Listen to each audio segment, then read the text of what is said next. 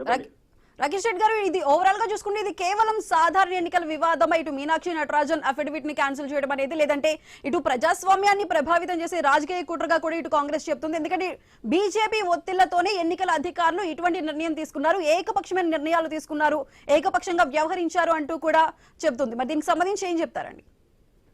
దయచేసి ఇప్పుడు ఇలా చర్చలు చేసుకుంటా పోతే అనవసరంగా ఉన్న రాజ్యాంగబద్ధ సంస్థలన్నింటి మీద నిర్వీర్యం అయితే ఈ దేశం ఉండదండి. అది కాంగ్రెస్ పన్నాగం కావచ్చు అట్లాంటి కుట్రలు చేయడం. నేను ఒకటి ఈ రోజు శ్రీలత గారు చెప్పారు, ఒకటి ఎవరో నాపల్లి కోర్టులో ఆమె ఎవరైతే ఉన్నారో ఒక మాట చెప్పారు, క్లియర్ గా చెప్పారు.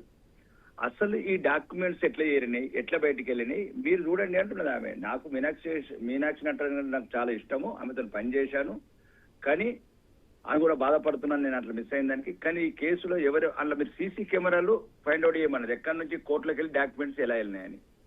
రాష్ట్ర ప్రభుత్వం ఎందుకు చేయట్లేదండి? ఇన్ఫర్మేషన్ ఎందుకు పోయింది, ఎందుకు పంపించారు, ఇది ఎందుకు చేయట్లేదు అంటే మీరే కదా. ఎవరైతే రాష్ట్ర ప్రభుత్వంలో మీనాక్షి నటరాజన్ గారు అంటే పడనోళ్ళు, ఆమె అవినీతి వ్యతిరేకి, ఆమె నిరామర జీవితం కావచ్చు, లేకపోతే గాంధీ జీవితం కావచ్చు, నాకు నా ఇష్టమైన నాయకురాలు ఆమె. పార్టీలకు అతీతంగా చెప్తున్నాను.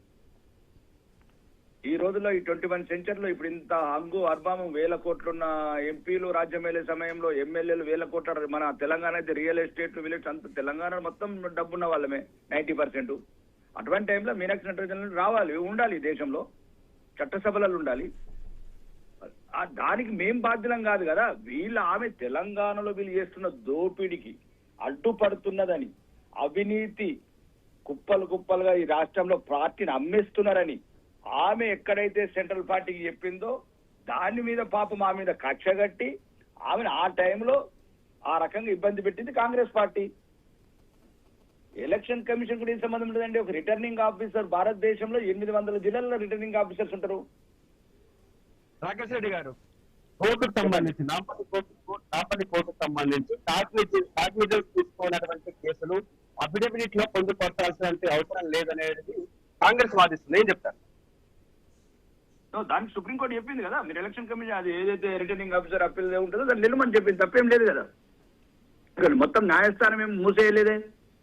సుప్రీంకోర్టు భారతదేశంలో 65 ఏళ్ళు ఏళ్ళ పార్టీ కదా, మీరే కదా తయారు చేసిన నియమాలు, మేము కాదు కదా తయారు చేసింది, కాంగ్రెస్ ప్రభుత్వమే కదండి తయారు చేసింది నియమాలు. ఎన్నికల నియమాలు కావచ్చు, ఇంకేదో నియమాలు కావచ్చు. ఒకసారి ఎలక్షన్ ప్రక్రియ మొదలైన తర్వాత కోర్టు జోక్యం చేసుకోకూడదు అని తయారు చేసిన వాళ్ళు. కానీ రాకేష్ రెడ్డి గారు, జార్ఖండ్ లో విషయంకి వస్తే, జార్ఖండ్ లో కూడా ఒక నాయకుడికి పరిమళత్వానికి సంబంధించి నామినేషన్ లోపాలు ఉన్నప్పుడు సరి చేసుకోవాలంటే 24 గంటల సమయం ఇచ్చింది. మరి ఇప్పుడు అదే విధంగా మీనాక్షి నటరాజన్ విషయంలో ఎందుకు ఏకపక్ష నిర్ణయం తీసుకున్నారు, ఎందుకు ఆ సమయం ఇవ్వలేదు అనే ప్రశ్న వస్తుంది.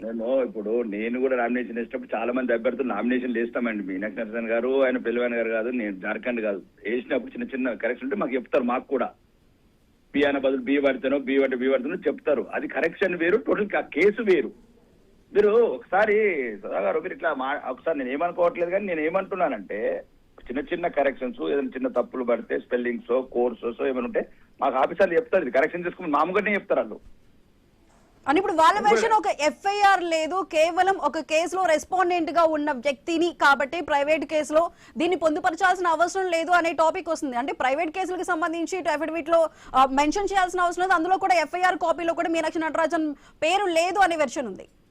ఇప్పుడు దాన్ని సుప్రీంకోర్టు క్లియర్ గా చెప్పింది, మీకు స్వేచ్ఛనిస్తున్నాము. ఏ రాష్ట్రంలో అయితే మీకు ఎన్నిక జరిగిందో ఆ రిటర్నింగ్ అధికారి మీద మీరు హైకోర్టుకి వెళ్ళొచ్చు. ఇప్పుడు ఒకటి న్యాయస్థానం తలుపులు మూసేయలేదు. ఒకవేళ రిటర్నింగ్ ఆఫీసర్ తప్ప ఒప్పు అనేది మధ్యప్రదేశ్ హైకోర్టు డిసైడ్ చేస్తారు తప్ప చర్చలలో పాల్గొన్న మనం కాదు, డిబేట్లలో పాల్గొన్న మన అభిప్రాయం మాత్రాలే చెప్పాల్సింది. ఈ దేశ చట్టాలు, ఈ దేశ న్యాయాలు ఇవన్నీ కొన్ని పరిధిలోకి లోబడి ఉంటాయి, రాజ్యాంగం లోబడి ఉంటాయి. లేదు కాంగ్రెస్ వాళ్ళు మాకు అసలు ఈ రాజ్యాంగం సంబంధం లేదు, ఎట్లయితే 1975లో ఇప్పుడు ఎట్లా రానే వస్తుంది జూన్ 25 నాడు ఎట్లయితే ఎమర్జెన్సీ పెట్టినామో ఇందిరాగాంధీ గారి గురించి, సంజయ్ గాంధీ గురించి, ఇప్పుడు కూడా ఇట్లాంటి పనులు కావాలంటే చెప్పండి. భారతదేశ ప్రజలను అడగండి, మాకేం అవసరం లేదు, ఇక్కడ గాంధీ కుటుంబానికి స్పెషల్ రాజ్యాంగం రాసుకుంటాం మేమని. ఇందిరానే ఇండియా, ఇండియానే ఇందిరా అనేది మళ్ళీ తీసుకురావాలనుకుంటే చెప్పండి. ఇప్పుడు దయచేసి ఒకటి బాధాకరం జరిగిన సంఘటన, కానీ అదే వాళ్ళలో ఉన్న ఎవరైతే ఉన్నారో ఇంటి దొంగల పని పట్టండి కదా.